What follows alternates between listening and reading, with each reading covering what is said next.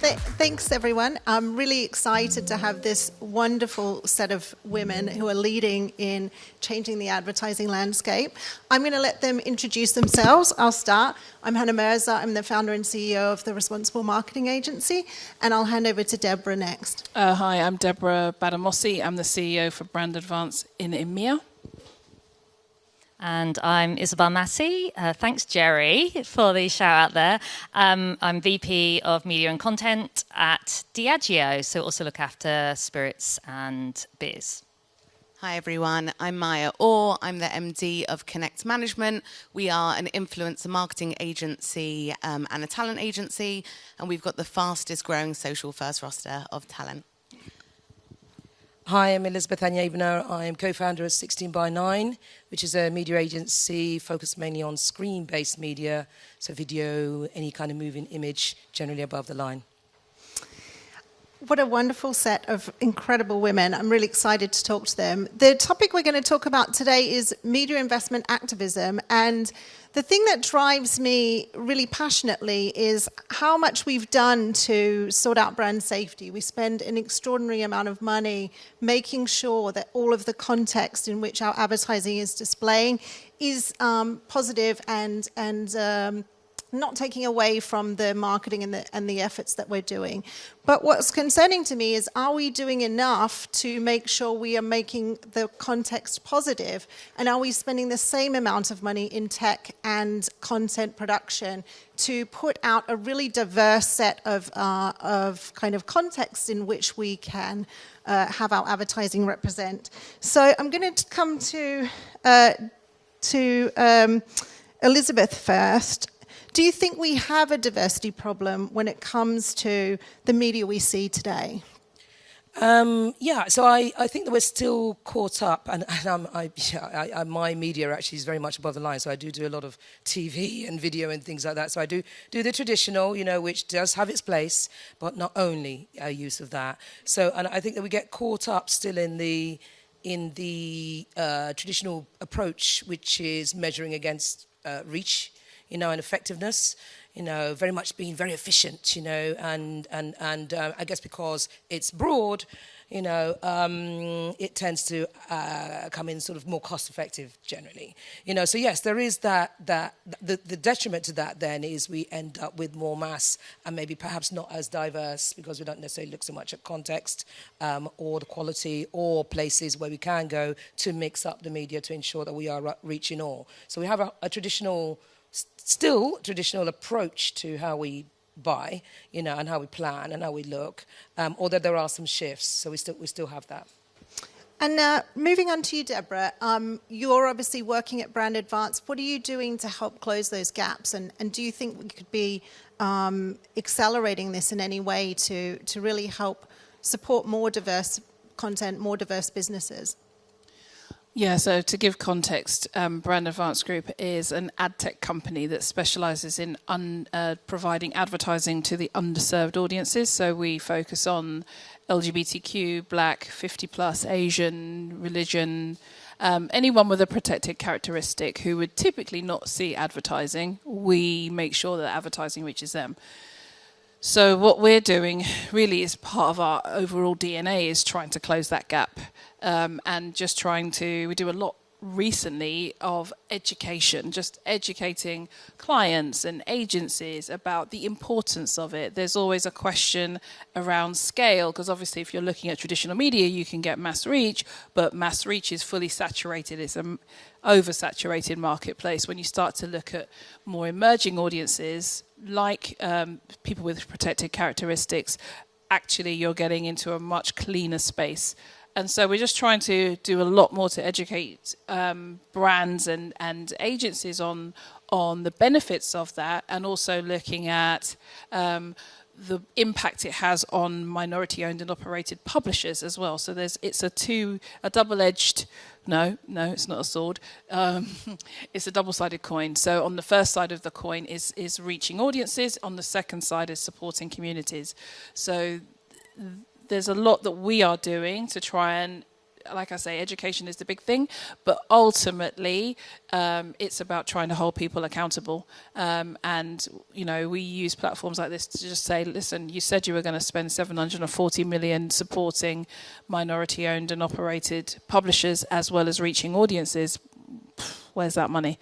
Because it's not coming through. It's not trickling through fast enough, and we're facing all the same stumbling blocks that would have been there 5 years ago, 10 years ago. It's actually probably still the same. So there's a lot to do, but we are doing everything we can to try and close those gaps, and these platforms definitely help. Thanks, Deborah. It's fascinating because I'm often faced with the fact there's not enough inventory, but you're also saying there's not enough people coming seeking the inventory. And I'll switch to Isabel, who Diageo have made a public commitment about their investment into diverse media owners. But one of the things you're doing as well is trying to change mainstream media. So would you like to talk a bit about that, Isabel, and how it's not just kind of niche media that needs to change, but also representation in mainstream media? Yeah, and I think I love the way that you were talking about, Deb, because you're talking about, you know, combining reach with also these safe environments and smaller publications, and that's definitely the way that that we're approaching it, where we want to make sure that as we are committing our media investment into a media landscape, that media landscape is truly representative of that particular country. So in the case of being here in GB, we want to make sure that when people turn on the telly, when people are having a look at news, when people are enjoying entertainment, that it really does represent the breadth and depth of UK society. But at the same time, it's really, really important that it's not just mainstream media, that everyone has this, you know, wonderful safe space online, whether that be a minority publisher or a particular community group. And that's often where the money doesn't flow. So it's really important that as advertisers, we make sure that we're focused on both those things. And particularly for Diageo, and I'm really happy to talk about it either on the panel or separately to anyone who wants to.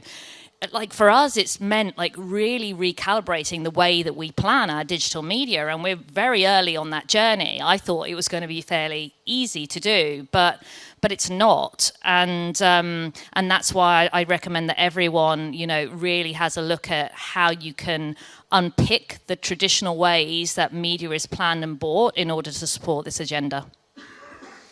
Thanks, Izzy. And just coming on to you last, Maya, from the influencer perspective, given that everyone's a content creator these days, thankfully, to diversify what is out there in the mainstream, how do we go about finding influencer activations that are truly diverse and supporting diverse narratives in a successful way? I think, yes, we are all content creators. 85% of the UK are social media consumers, whether that is passive or active. But I think there's a clear distinction between people who are doing it for a living and using their voice to tell like a narrative and people who just do it personally. But we do all influence in our own ways.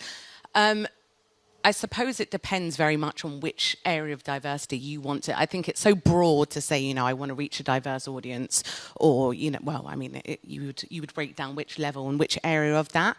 But I think that influencer marketing is one of the most tangible ways we can reach diverse audiences, whether that is LGBT, QIA communities, disabled communities, religious communities. It's a really cost-effective way to speak to those groups of people. So yeah, I think that traditional media is obviously, it still plays a massive part in the landscape, but these days people are very much influenced by that peer-to-peer recommendation, and yeah, it's a great way to speak to audiences of all ages.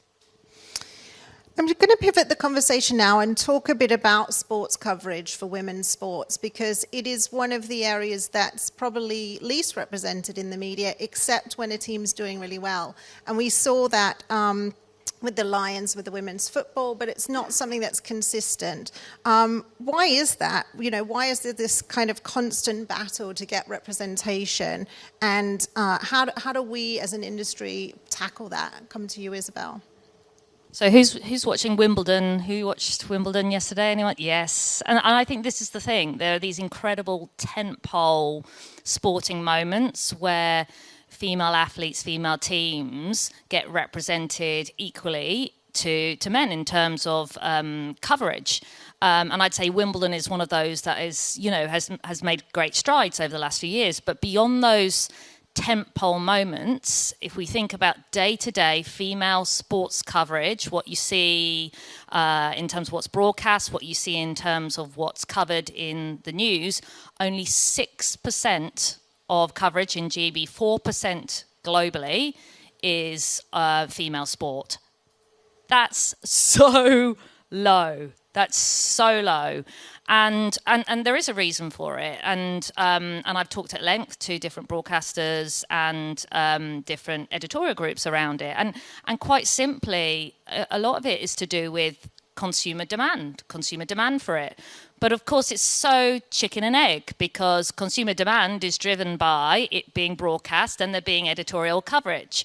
And so as advertisers, we have this incredible role. As a media industry, we have this incredible role where we can break through that chicken and egg cycle. We really can, because advertisers' money does speak in this area. And so that's something that at Diageo we've really leaned into. And I really encourage other advertisers to do the same. And it will vary market by market. So if you think about here in Great Britain, for Guinness, Guinness is synonymous with rugby and sponsor of Six Nations. It's been incredibly important that we've driven up the visibility of the women's tournament, women's Six Nations, and that's meant as Diageo leaning in and making sure that Wikipedia have accurate profiles of the players, that players are verified on social platforms. So really, really leaning into driving visibility in this space.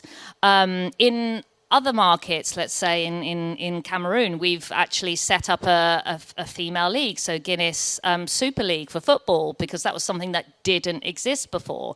In the US, it's been about actually supporting Angel FC, a women's soccer club that needed a new hype tune. So that's something that we got behind with that. So it's really identifying how in each particular market we can drive up this visibility of female sport. And I really do encourage everyone, when we're thinking about making media choices, to get behind this, because I feel like I was sat here 2 years ago saying something similar. This has to change, and this is the moment for it to change. So please, everyone, do get behind this if you can. Thanks, Isabel. So we've heard, how to find this inventory and challenge and provoke the industry to create more of it in mainstream, find the niche kind of platforms and audiences across influencers and also owned and operated. But how do we make it commercially viable? Elizabeth, I'll come to you. What are the must-dos to invest successfully here?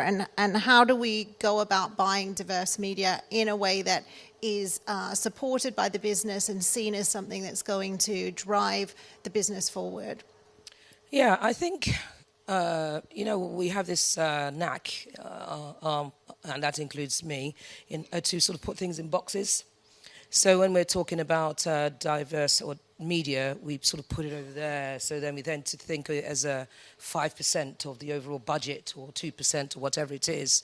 So it then feels like a bit of an add-on, and the same with how we classify ourselves. Over 50s, we somehow seem to not understand, seem to have the most disposable income. And yet, when we are sitting on stage, we tend to really talk more about 60-24s, they're wonderful, they are early adopters, they're influencers and so on, but we forget the other end because of the traditional way of measuring, which is 60-24, then 60-34, then over 25s, and then plus 50, but meanwhile we have disposable income.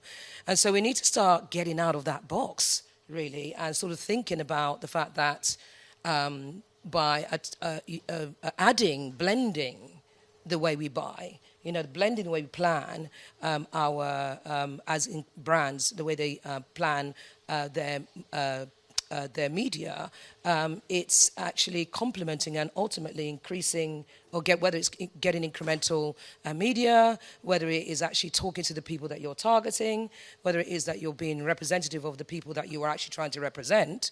Also, having a diverse media mix doesn't mean that you are now only capturing this said group that you're trying to capture. You're telling the broad mass, I suppose all of us, that you're this type of brand. And so people sign up for that, and that's mass. You don't need to be within that group in order to recognize that and want to buy that. So I think, certainly looking at that, there are reports out there for the CFOs and your people who need convincing, whether it's McKinsey, Nielsen, Forbes, they all have stats telling you that those brands who have adopted a more diverse approach to their media plans, and that is including mixing in brand advance or, looking at the influencer mix and so on, there's an increase. So you actually do make more money. And if you have, the flip side of that is if you then have a diverse staff, diverse teams, diverse, from top to bottom, they're naturally going to want to talk about or look to the plan, and that is whether it's age or ethnicity or all the other protective characteristics in there. So in a nutshell, you need to kind of look at the team and see who's reflective in the room to actually look at the plans. And then having a diverse media plan within the mix isn't just a nice to have. It's an imperative, really, if you want to survive moving forward. Deborah, will you build on that and just share a bit about your experience of some of the performance of some of the campaigns you've been running? Yeah, absolutely. So, we look at it in a couple of ways, right? So first and foremost, you've got representation. Representation is your broad reach. That just basically means when I turn the TV on, I'd like to see someone like me in the advertising. The second layer is resonance. So it should resonate with me. It should be relevant to my culture. There should be something about it that makes me feel I've been included in the advertising, not just as a tick box exercise, but also speaking about something that I can relate to. And then the final part about it is relevancy. And that's when you sort of sit within the relevant content, so contextually relevant environments. When we do that approach, particularly around the contextual side of it, we're starting to see some really interesting results, particularly when you look at certain types of audiences versus general population. So we've recently run some advertising for recruitment to the Met Police, and the results that we see from there when we look at audiences around the Black and Asian communities, actually the response rates are much higher than when we look at general population. And that's because they're targeting specifically to those communities and speaking to them in a way that resonates with them. Equally, when we think about things like tech and finance, the kind of thoughts around it are that, generalizations, black folks don't save money, black folks don't go to the bank, blah, blah, blah. All a lot of nonsense. Essentially what's happened over the years is that as a person of colour, when you go to the bank, you are a lot more likely to be turned down for a loan, for a business loan, to be questioned around what you're doing with your money and so on. And so that builds a level of distrust. And therefore, the response rates are lower because actually we've figured out how to connect within our communities to be able to raise our own finance. Even as a brand advance, we're self-funded. Chris started this business 5 years ago and has self-funded all the way. So when we look at those results, we've worked with a number of finance brands who've put advertising in front of diverse audiences, and actually the response rates around Black and Asian audiences is 3 times that of general population.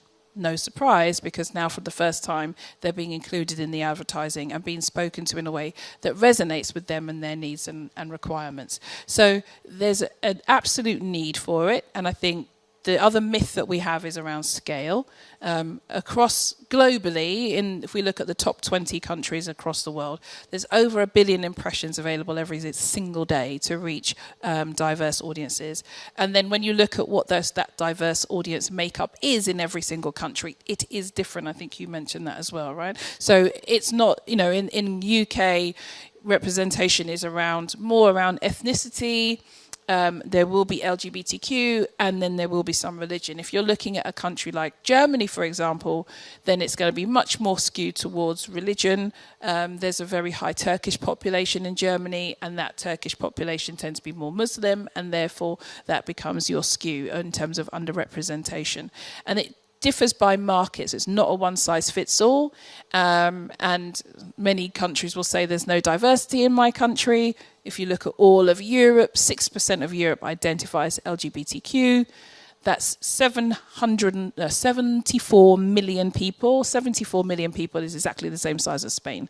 So there is an audience, and there is scale, and is applicable and available to everybody. And there's no reason why we shouldn't be including these audiences for many reasons. I could go on and on and on and on, but you get the point. Thanks, Deborah. So that kind of true reach, where you're reaching all elements of society, how do we go about planning that way, Isabel? And media planners and buyers in the room, I can see a lot of smiles as we're talking. So just raise your hand so I know who we're talking to. Who's a media planner and a buyer? Okay, so actually not as many as I thought. So people who are not media planners or buyers, this is really important, so that you can go and you can speak to your colleagues, your friends who are media planners and buyers. Because I have to admit, as someone who's worked in media planning and buying my life, I'd say that 99% of my friends and family have no idea what I do for a living. But I will tell you one thing that I firmly believe, and that is that AI cannot replace the job of a media planner, because of what we have to do in order to really think about how to deliver truly impactful, truly quality-driven reach, in many cases, to the full breadth of society and the consumers that you want to recruit into brands. And so the planning aspect of ensuring that you're reaching the true breadth of society, or the groups who you feel are underrepresented in your plans, is probably the most crucial aspect. So for those of you who are working on plans, really think about how you can spend more time with that planning aspect. Make sure you get a media planner in a room. Make sure you get a consumer planner in a room. Really spend time unpicking what it's going to take to reach them, to be impactful, and to ensure that plans are truly inclusive. So that's it from me in terms of media planning. Just to know this is the area to spend time and energy on when you want to drive this agenda. Thanks, Isabel. Maya, do you want to just expand on that, and also talk about how more programming is needed in order to, be accessible to these media planner and buyers, and how do they find that programming to support more diversity? Yeah, I think it's like it's a difficult one to unpack. I think the influencer marketing is still kind of a buzzword, whereas actually it's not that new. Prior to being at Connect Management, I was the global marketing director for Lad Bible for a few years, and prior to that I was at Lidl, the supermarket, for 5 years doing all things marketing and advertising there. And I remember when the topic first came around, I mean, Lidl was a great brand, but it's a bit archaic. We still used fax machines when I was there. So it's definitely come on a long way, but I think that there's so much more that brands can do. I remember when I was at Lidl, 5% of our total media spend was towards digital. And actually we spent so much in newspapers and just blanket kind of like programmatic advertising. So I think that if you are willing to break it down and actually look at, well, what is a diversity problem? And is it just reaching a certain group of people or an age group, or is it actually reaching people's interests? So we're really fortunate that we receive a lot of briefs that might be like, I want to reach people, like regardless of their color and their background and, you know, what religion they subscribe to, who have an interest in X, Y, and Z. And that's a far more like interesting brief, because then you can work with creators. It doesn't matter what sexual orientation they are, what color they are, and you can go for people that are actually like speaking to people of all different walks of life. Like my dad, I don't know if your parents do this, will send me content that I'm like, well, that's cool, that's one of my creators. But also that's so random, I didn't think you'd be into that. But like, yeah, it's brilliant content, and it appeals to humor or anything else that we're kind of interested in. So I think that like if you do take the time and you have the luxury of being able to go for interests and working with agencies who have diverse creators, who aren't necessarily ex-reality TV stars, but their bread and butter is content creation, that's a really great way to engage audiences in difficult to reach communities, using and borrowing voices that you just wouldn't be able to get through a traditional media spend or buy. Last question from me for all of the panelists. A succinct answer. If you had your magic wand, what would you do to change the media landscape? Measurement.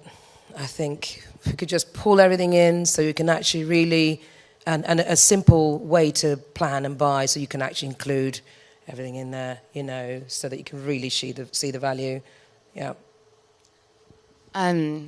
That's putting us on the spot. No, if I could reinvent the media landscape, it would be so that we don't need to use words like underrepresented or diverse. Like every conversation, every room that we're in, we should be able to have a fair conversation that relates to women, people of color, people of the LGBTIA community, disabled communities. Like it should just be a fair conversation. We shouldn't have to have conversations about how we reach diverse audiences.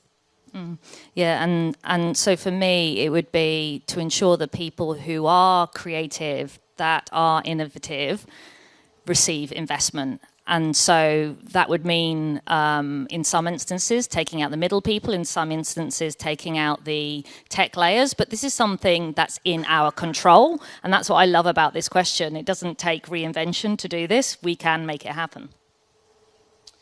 Yeah, for me, it would be about making sure minority-owned and operated publishers are part of the inclusion list when it comes to working with publishers in general.